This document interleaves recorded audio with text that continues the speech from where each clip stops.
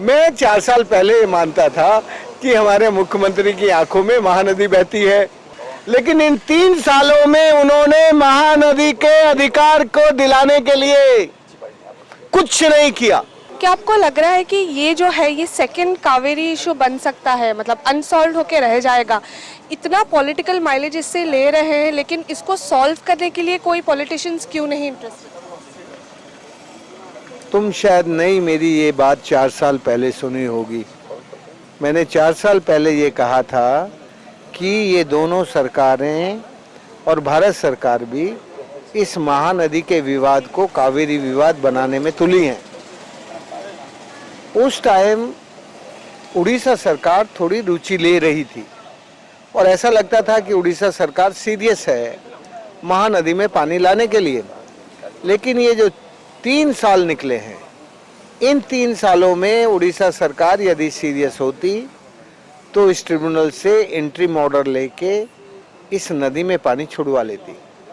और नदी में पानी छुड़वाने का कोई बहुत कॉम्प्लिकेटेड और जटिल सवाल नहीं था। हम कह रहे हैं कि केवल 5 दरवाजे खुलवा दो, 2 दरवाजे लेफ्ट के, 2 राइट के और एक बीच का, 2 फीट भी खुलवा दोगे तो काम चल जाएगा। चलते चलाते 1.5 फीट भी खुलवा दोगे तो काम चल जाएगा, नदी दोबारा बहने लगेगी।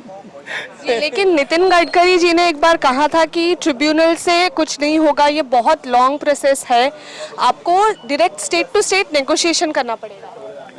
केवल नितिन गडकरी ने नहीं कहा था, ये बात राजेंद्र सिंह पहले से कह रहा था और दोनों मुख्यमंत्रियों को मिलके कहा था।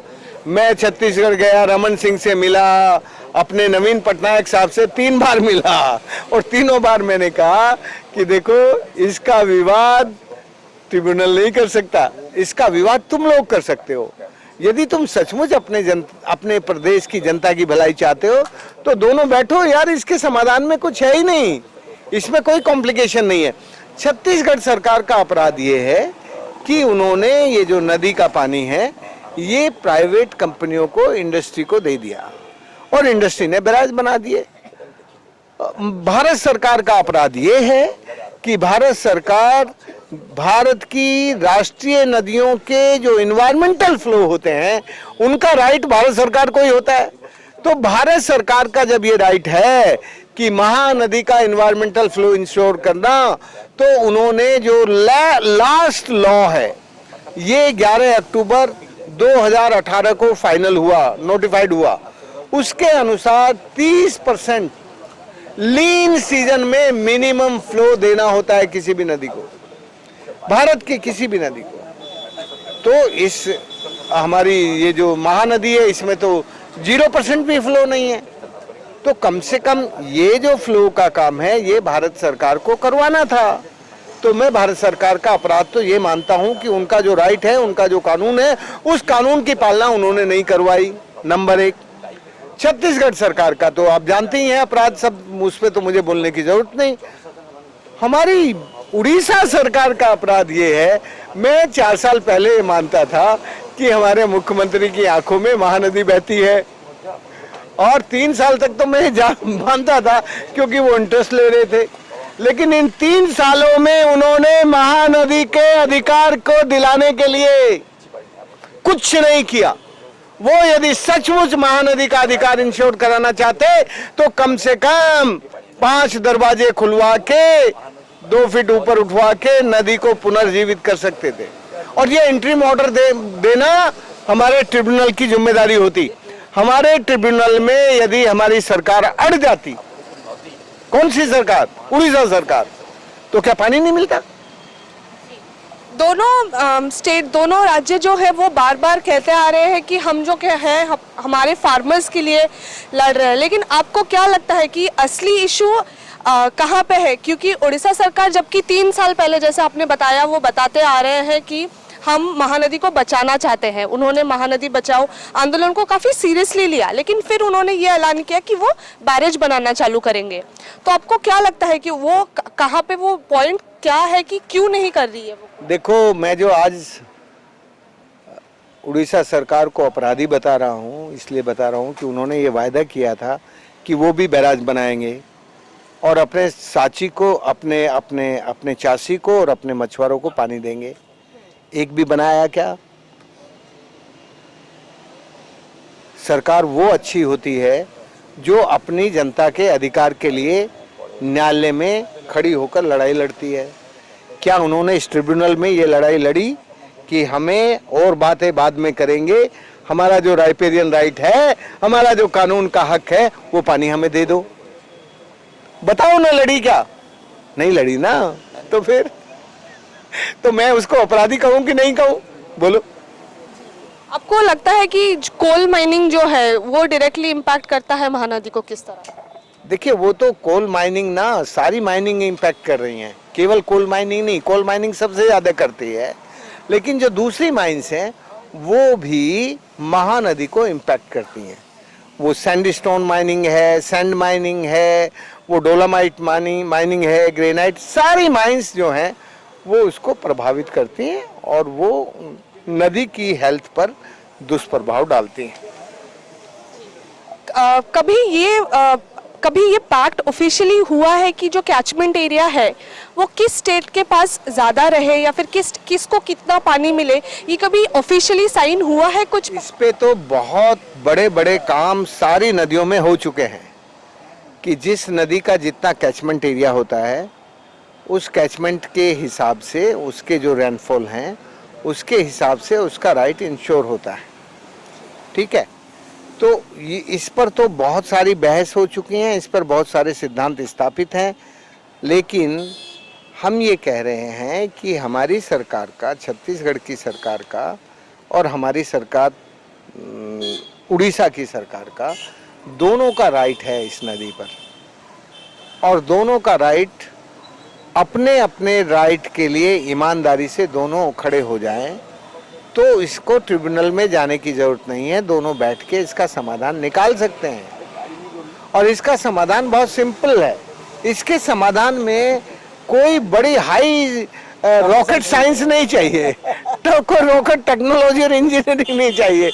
ये थोड़े से स्वार्थ की लड़ाई है और छत्तीसगढ़ जरा ज़्यादा आगे निकल गया है, तुम्हारा सरकार सो रही है। माफ़ करना ज़रा, मैं किसी का बुराई नहीं करता, पर तुम्हारी सरकार को गहरी नींद आई हुई है और वो नशे में बिल्कुल चूर है, सोई हुई है, इसलिए उसको अपने चासी और मछुआरे की महानदी के पानी पर चिंता नहीं है। 80% पानी जो है वो समंदर में जा रहा है। आपको क्या लगता है कि कैसे, क्या मेंटेन करा जा सकता है, क्या करा जा सकता है कि वो पानी जो है रिजर्व हो सके और यूज में आ सके? क्योंकि हम लोग हर दिन कहीं पे पानी नहीं है, कहीं पे सूखा हो गया है, यही लगातार खबरें आती हैं। बहुत गलत आदमी से बात कर रही हो। इसका नाम है राजेंद्र सिंह और इसको कहते हैं जल पुरुष। ये मानता है कि नदी के पानी पर समुद्र का भी हक होता है, नदी के पानी पे मछली और पेड़ पौधों का भी हक होता है, नदी के पानी पर उसके अंदर की जो डाइवर्सिटी है और उसका जो जीन पूल है उसका भी राइट होता है। इसलिए आप इस डिबेट में अभी मत पड़िए कि 80% समुद्र में जाए कि 20% जाए। हम पहले उड़ीसा के चासी और मछुआरों का और नदी के हक की बात करें। नदी के 3 तरह के हक होते हैं। पहला हक होता है नदी का राइट ऑफ लैंड। नदी की 3 तरह की जमीन होती है, एक होती है ब्लू जोन, दूसरी होती है ग्रीन जोन, तीसरी होती है रेड जोन। तीनों तरह की जमीन नदी की होती है, तो वो नदी को ही मिलनी चाहिए। तुम्हारी नदी पर एनक्रोचमेंट है और तुम्हारी सरकार के एनक्रोचमेंट है, छत्तीसगढ़ सरकार के एनक्रोचमेंट है। दूसरा होता है नदी का राइट फ्लो का। जो तुम्हारी अभी उड़ीसा की लड़ाई है वो यही है कि भाई महानदी को फ्लो दे दो, महानदी का जो एनवायरमेंटल फ्लो है वो इंश्योर कर दो। महानदी का यदि आप एनवायरमेंटल फ्लो नहीं दोगे तो आप महानदी के साथ अन्याय कर रहे हो। और तीसरा होता है नदी को क्लीन फ्लो का। उसको हिंदी में कहते हैं नदी का अधिकार है, नदी की जमीन का, नदी की अविरलता का, नदी की निर्मलता का, किनारों की हरियाली और जल की स्वच्छता का। ये अधिकार तुम्हारी महानदी को देने के लिए तीनों सरकारें काम नहीं कर रही हैं। सुन ली बात? आप अगर मौका मिलेगा तो आप वापस मिलेंगे हमारे मुख्यमंत्री जी से? मैं तो उससे मिलने के लिए वो जब मिलना चाहे तब आ जाऊंगा। मैं अपनी विदेशी यात्रा छोड़ के भी यहाँ आ जाऊंगा उससे मिलने, क्योंकि महानदी मेरे एजेंडा में सबसे पहले ऊपर की नदियों में है। मैं इस वक्त कम से कम भी भारत की 300 नदियों में काम कर रहा हूँ, 300 में, छोटी बड़ी ट्रिब्यूटरी सब ट्रिब्यूटरी। लेकिन महानदी को मैं इसलिए अच्छा मानता हूँ कि महानदी के इन सब लोगों ने मिलकर, तुम्हें मालूम है 7 साल से कॉन्टिन्यूअसली लड़ रहे हैं।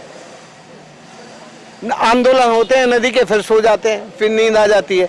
ये आंदोलन है जो कॉन्टिन्यूअसली चल रहा है। ये 3 साल इसलिए चुप हो गया, पहले तो कोविड आ गया, और दूसरा ये जो ट्रिब्यूनल आया, इसमें यदि ये थोड़े आंदोलन करते ना, तो इन्हीं पर वो जो जुडिशरी थी, इन्हीं पर कोर्ट ऑफ कंटेम्प्ट लगा के इनको जेल में डाल देती। अब नहीं डाल सकती, अब नहीं डाल सकती, क्योंकि उसका एक टाइम जो है ना वो पूरा हो गया। अब देखें वो कैसे डालते हैं हमें।